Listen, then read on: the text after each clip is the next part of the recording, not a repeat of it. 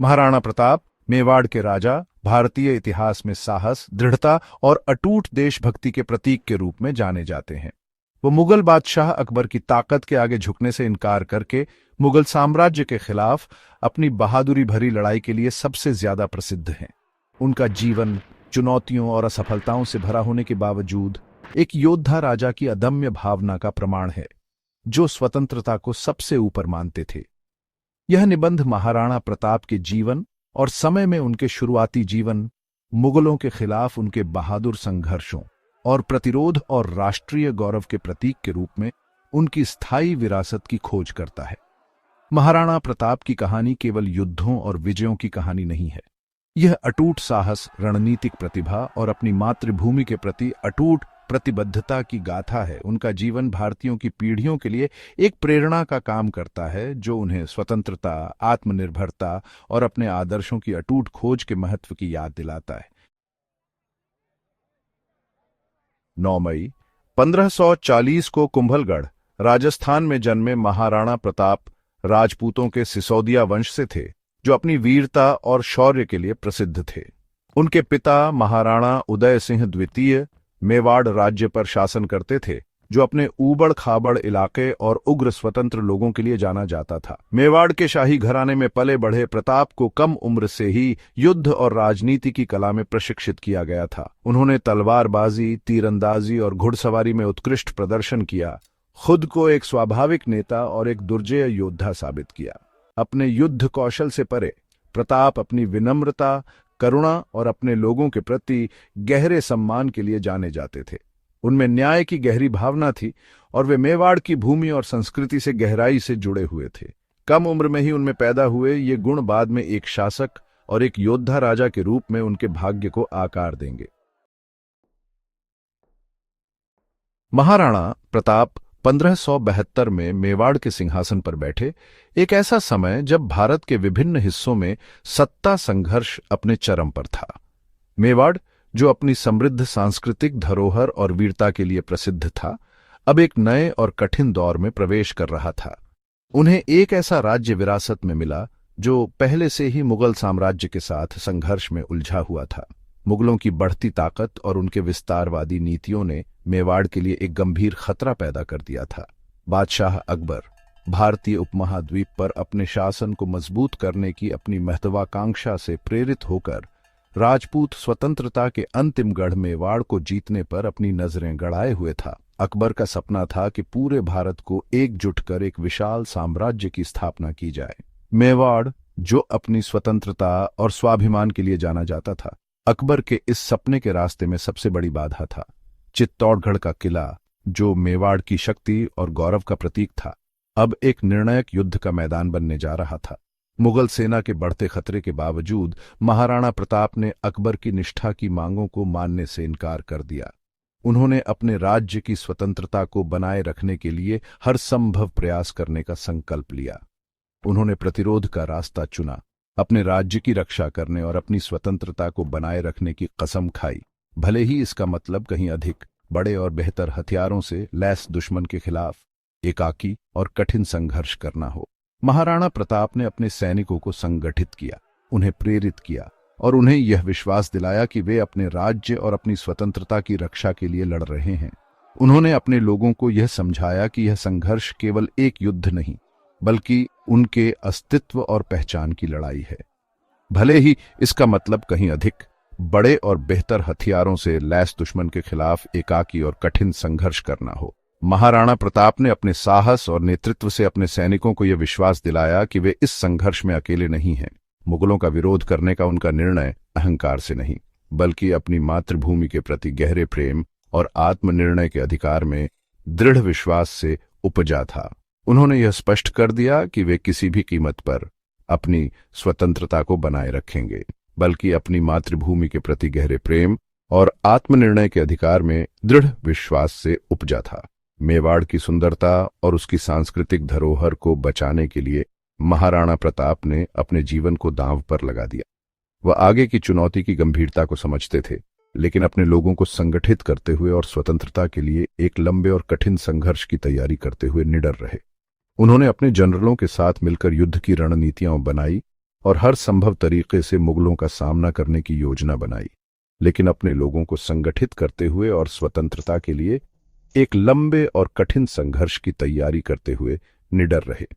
महाराणा प्रताप ने अपने सैनिकों को यह विश्वास दिलाया कि वे इस संघर्ष में अकेले नहीं हैं और उनकी वीरता और साहस ही उन्हें विजय दिलाएगा।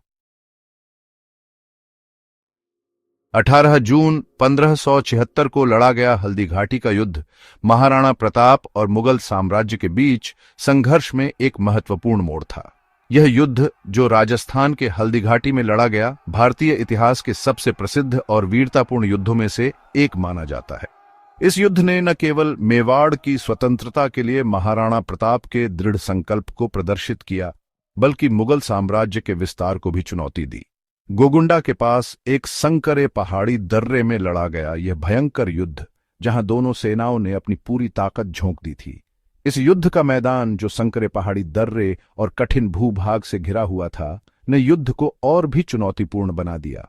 अकबर के विश्वसनीय सेनापति राजा मानसिंह प्रथम के नेतृत्व में विशाल और सुसज्जित मुगल सेना के खिलाफ छोटी लेकिन अत्यधिक प्रेरित मेवाड़ सेना के बीच लड़ा गया था।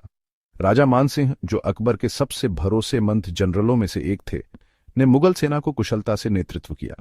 संख्या और हथियारों में कम होने के बावजूद मेवाड़ की सेना ने अद्वितीय साहस और दृढ़ता का प्रदर्शन किया। यह युद्ध, जहां मुगलों की संख्या और संसाधनों की प्रचुरता थी, वहीं मेवाड़ की सेना की आत्मा और संकल्प ने उन्हें बराबरी पर ला खड़ा किया। महाराणा प्रताप के नेतृत्व में मेवाड़ की सेना ने बेजोड़ बहादुरी और उग्रता से लड़ाई लड़ी।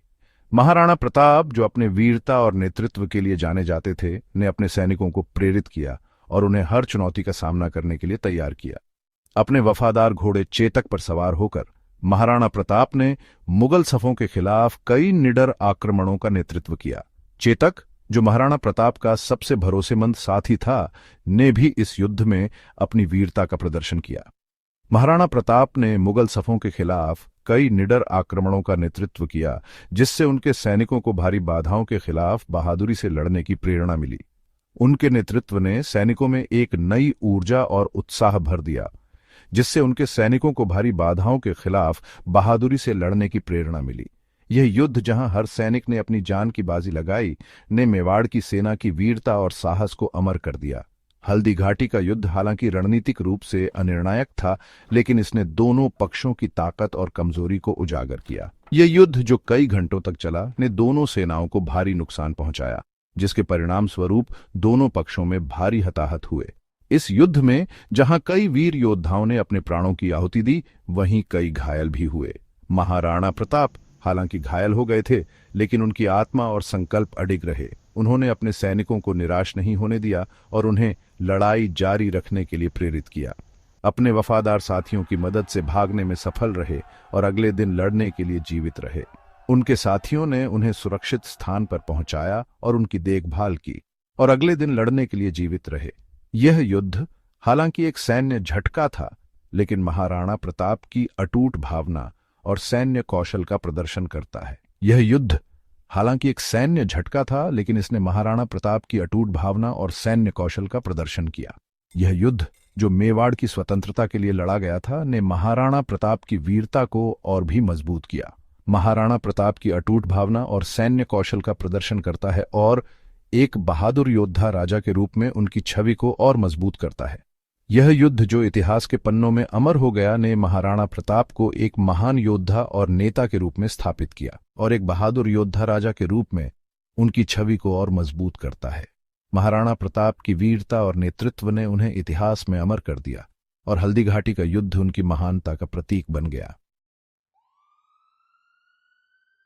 हल्दी घाटी के युद्ध के बाद जब धूल जम गई और युद्ध का कोलाहल शांत हो गया, महाराणा प्रताप ने मुगल सेना के साथ सीधे टकराव की निरर्थकता को पहचानते हुए एक नई रणनीति पर विचार किया।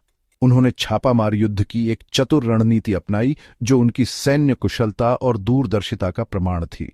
वह ऊबड़ खाबड़ अरावली पहाड़ियों में पीछे हट गए, जहां का कठिन भूगोल उनके पक्ष में था। चुनौतीपूर्ण इलाके को अपने गढ़ में बदल दिया। इन पहाड़ियों ने उन्हें एक प्राकृतिक किला प्रदान किया, जो दुश्मन के लिए अभेद्य था। घने जंगलों और दुर्गम पहाड़ी किलों से महाराणा प्रताप ने अपने युद्ध कौशल को और भी निखारा। महाराणा प्रताप और उनके वफादार भील आदिवासी सहयोगियों ने मुगल चौकियों और आपूर्ति लाइनों पर कई अचानक हमले किए। ये हमले न केवल मुगलों को चौंकाते थे, बल्कि उनकी आपूर्ति श्रृंखला को भी बाधित करते थे। मारपीट कर भाग जाने की इस युद्ध नीति ने मुगलों को लगातार अस्थिर रखा। स्थानीय इलाके के उनके गहरे ज्ञान के साथ महाराणा प्रताप ने अपने दुश्मनों को हर कदम पर मात दी। उन्हें मुगल सेनाओं को परेशान करने, उनकी आपूर्ति श्रृंखलाओं को बाधित करने और उनके रैंकों को नीचा दिखाने की अनुमति दी। उनकी आपूर्ति श्रृंखलाओं को बाधित करने और उनके रैंकों को नीचा दिखाने की अनुमति दी। मुगल सेना, जो खुले मैदानों पर पारंपरिक लड़ाई लड़ने की आदी थी, खुद को महाराणा प्रताप और उनके आदमियों द्वारा नियोजित मायावी रणनीति का मुकाबला करने के लिए तैयार नहीं पाया। छापामार युद्ध में यह बदलाव अत्यधिक प्रभावी साबित हुआ। महाराणा प्रताप की यह रणनीति मुगलों के लिए एक बड़ी चुनौती बन गई। खुले मैदानों पर पारंपरिक लड़ाई लड़ने की आदि मुगल सेना ने खुद को महाराणा प्रताप और उनके आदमियों द्वारा नियोजित मायावी रणनीति का मुकाबला करने के लिए तैयार नहीं पाया। मुगलों के लिए यह एक नई और अप्रत्याशित चुनौती थी। इस अवधि ने संघर्ष में एक महत्वपूर्ण मोड़ को चिह्नित किया, जिसमें एक सैन्य कमांडर के रूप में महाराणा प्रताप की अनुकूलन क्षमता और स्थानीय समर्थन और अपरंपरागत युद्ध के रणनीतिक महत्व की उनकी गहरी समझ का प्रदर्शन किया गया। महाराणा प्रताप की यह रणनीति न केवल उनकी सैन्य कुशलता को दर्शाती है, बल्कि यह भी दिखाती है कि कैसे एक नेता अपने लोगों के समर्थन और इलाके के ज्ञान का उपयोग करके एक बड़ी सेना को भी मात दे सकता है। यह संघर्ष की एक नई दिशा थी, जिसने इतिहास में एक महत्वपूर्ण अध्याय जोड़ा।